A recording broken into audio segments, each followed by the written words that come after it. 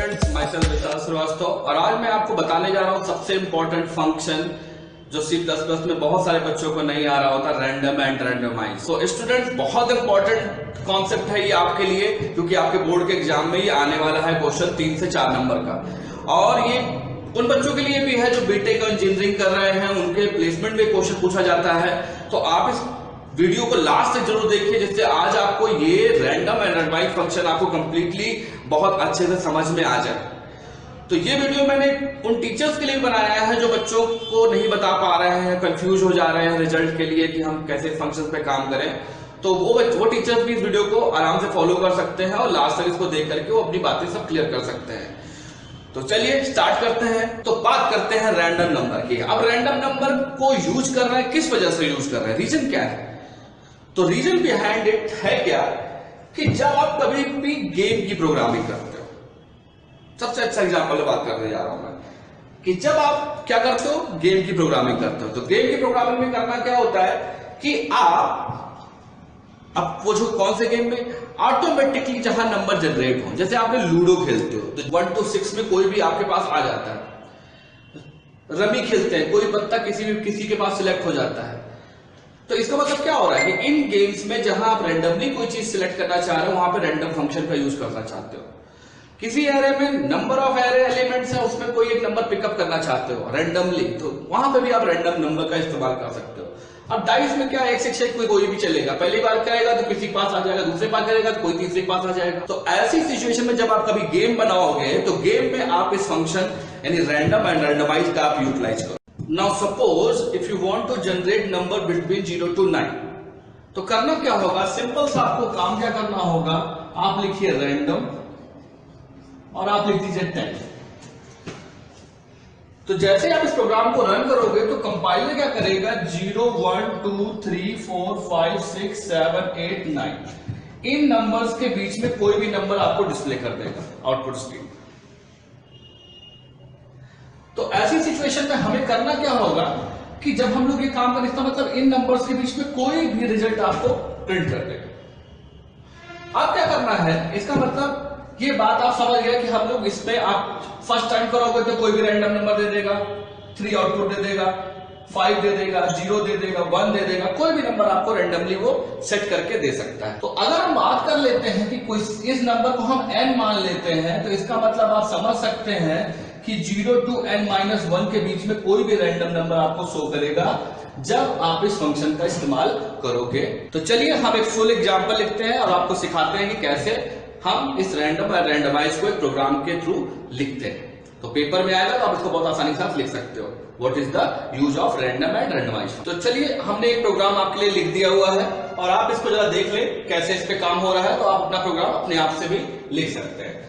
हमारे पास क्या है, include IOStream.test, include choreo.test और include stdlib। स्टैंडर्ड लाइब्रेरीज आपको इंप्लीमेंट करनी पड़ेगी if you are going to use random and randomize function. Without standard libraries के थ्रू आप इस प्रोसेस पे काम नहीं कर सकते। अब हम लोग जैसे ही मेन की बॉडी के अंदर आते हैं तो आप रैंडमाइज फंक्शन को आप जरूर लिखते हैं। ये क्या करेगा, जब प्रोग्राम रन करेगा तो टाइमर आपका सेट हो जाएगा, अलग अलग टाइम पे अलग अलग वैल्यूज आपको देता रहेगा। दूसरा क्या, मैंने देखिए एक इंटीजर नम ले लिया और एक आई ले लिया है। तो मैंने एक लूप लगा दिया i = 0 से लेकर के i<5 तक i को प्लस और फॉर की अपनी एक बॉडी बना दी है मैंने, और उसके अंदर मैंने देखिए लिखा हुआ num = random 10 + 5 और यहाँ पे मैं क्या कर रहा हूँ, सी आउट कर ले रहा हूँ num की वैल्यू और हमने यहाँ पे एक स्पेस वैल्यू दे दिया, स्पेस दे दिया। तो फॉर, जैसा कि आप जानते हैं फॉर लूप इस पूरी बॉडी को कंट्रोल करेगा, तो वैसे ही प्रोसीजर है। और यहां पे गेट से मैंने बॉडी को क्लोज कर दिया है।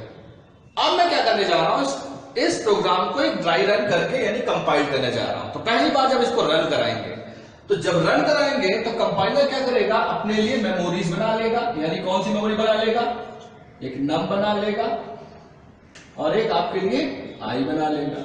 सपोज करो इसका एड्रेस 100 मान लिया, इसका मैंने 200 मान लिया। अब मैं क्या कर रहा हूं, जैसे मैं लूप में जाता हूं, सबसे पहले पता है हमें लूप में सबसे पहले इनिशियलाइज करते हैं, तो आई की वैल्यू 0 हो गई। फिर कंपाइलर कंडीशन चेक करता है, कंडीशन चेक करे, कंडीशन है ट्रू, तो 0 छोटा है 5 से, हाँ भाई छोटा है, तो नीचे उतर आएगा सीधे, यानी स्टेटमेंट पे आ जाएगा आपके लिए, कंपाइलर सीधे यहाँ पे आ जाएगा और आते क्या करेगा रैंडम 10। अब रैंडम 10 पे कोई भी नंबर ले सकता है, सपोज करो मैंने 6 ले लिया या 4 ले लिया या 3 ले लिया, कुछ भी नंबर आप ले सकते हो। तो हम क्या करते हैं, सपोज करो नंबर 3 ले लिया, तो 3 + 5 कितना हो गया 8।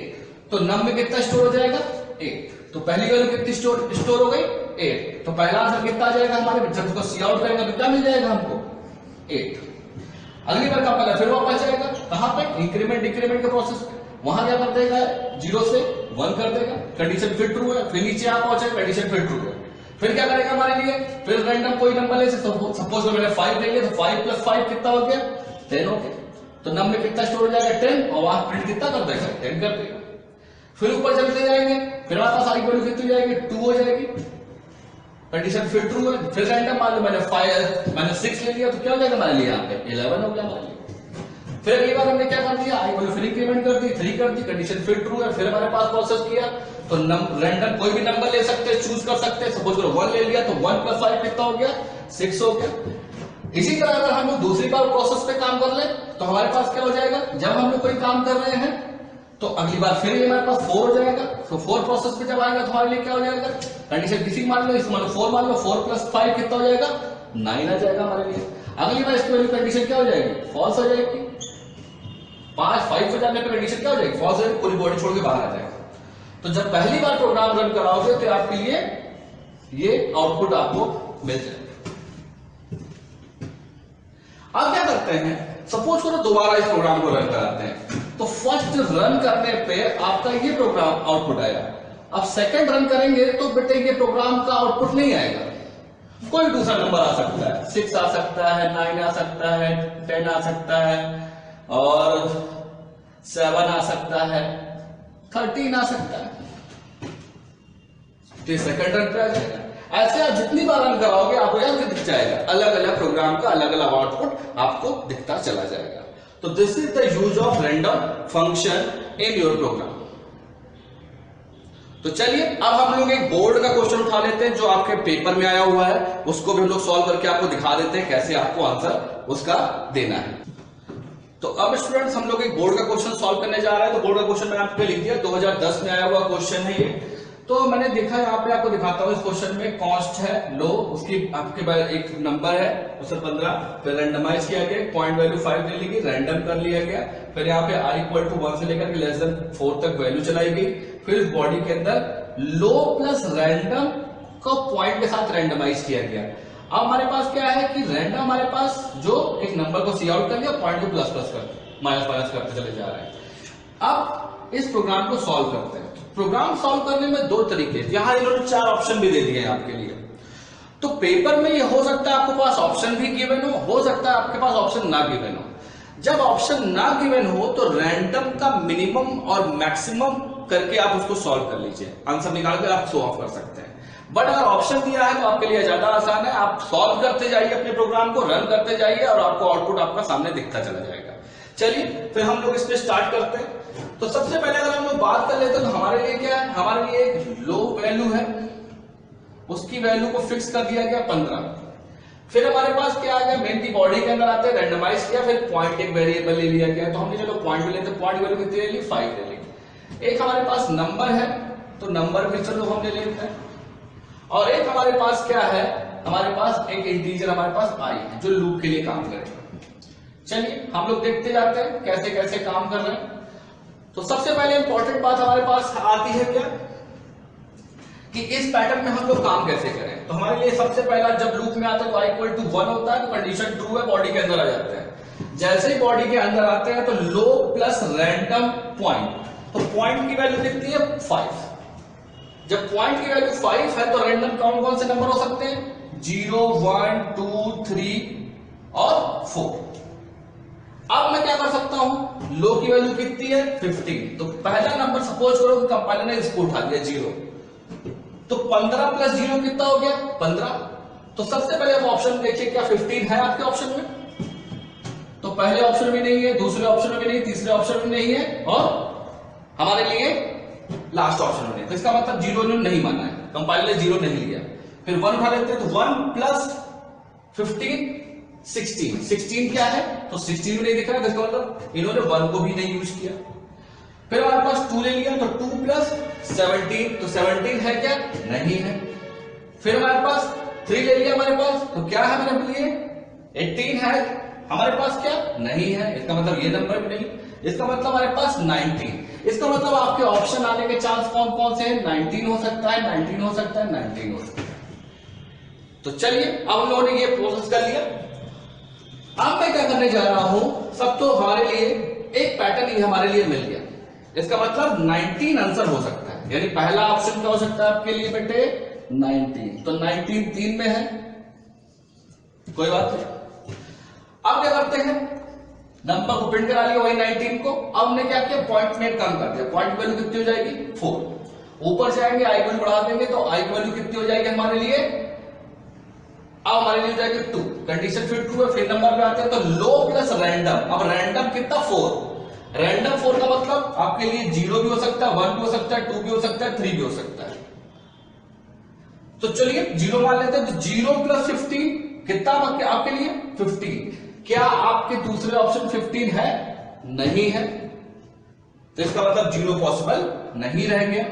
1 ले लेते हैं, तो 1 प्लस 15 यानी 16 पॉसिबल है, हाँ पॉसिबल है, तो ये भी हो सकता है, ये भी हो सकता है, और ये भी हो सकता है।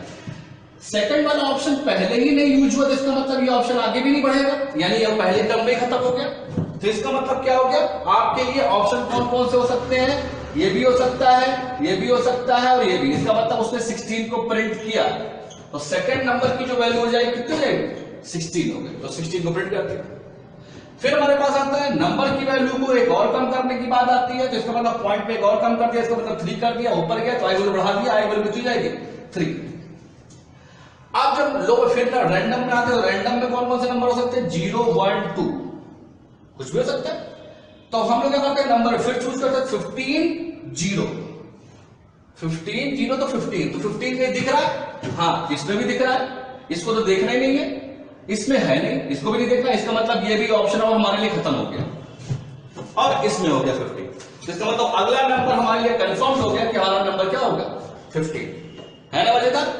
अब हम लोग क्या करते हैं, क्योंकि हमारे पास एक ऑप्शन और बचा हुआ है, तो हम लोग आगे भी चलते हैं, आगे भी प्रोसेस करते हैं। इसका मतलब हमारे पास 2 पॉसिबिलिटी बची, फर्स्ट और लास्ट। अब हम लोग आगे चल लेते हैं, तो आगे चलने के बाद पॉइंट की वैल्यू एक और कम कर देते हैं 2, और ऊपर जाते हैं आई वैल्यू एक बढ़ा देते हैं 4, कंडीशन फिर ट्रू है। फिर बॉडी के अंदर आते हैं, तो ऑप्शन में कौन से रैंडम हो सकते हैं 0 और 1। तब 0 1 में क्या करते हैं, तो 0 प्लस 15, तो 0 प्लस 15 कोई है, इसका मतलब 15, तो 15 कोई लास्ट ऑप्शन में दिख रहा है आपको इन दोनों में, इसमें और इसमें नहीं भैया, 15 तो है नहीं, काम खत्म। अब हमारे पास क्या, तो 1 ले लेते हैं, इसका मतलब 0 तो पॉसिबल है नहीं, फिर हमने 1 ले लिया, तो 1 प्लस 15 कितना हो गया 16, तो 16 किसमें दिख रहा है, सिर्फ आपको इसमें दिख रहा है, इसका मतलब अगली बार जो वैल्यू आ जाएगी 16 आ गई। तो हमारा फाइनल आंसर कौन सा हो गया, 4th ऑप्शन। तो आप इस तरह से सभी क्वेश्चन को कर सकते हैं, आप रैंडम फंक्शन को देखते हुए सारे क्वेश्चन सॉल्व किया जा सकता है। आई होप आपको रैंडम फंक्शन सीख करके मजा आया होगा। तो आई होप ये वीडियो आपको बहुत हेल्प कर रहा होगा बोर्ड के लिए और सभी एग्जाम के लिए, आपके होम एग्जाम के लिए। तो आप इस वीडियो को लाइक और सब्सक्राइब जरूर कर दीजिए, जिससे आपको अगले वीडियोज आपको बहुत आसानी के साथ मिलते रहे। Thank you.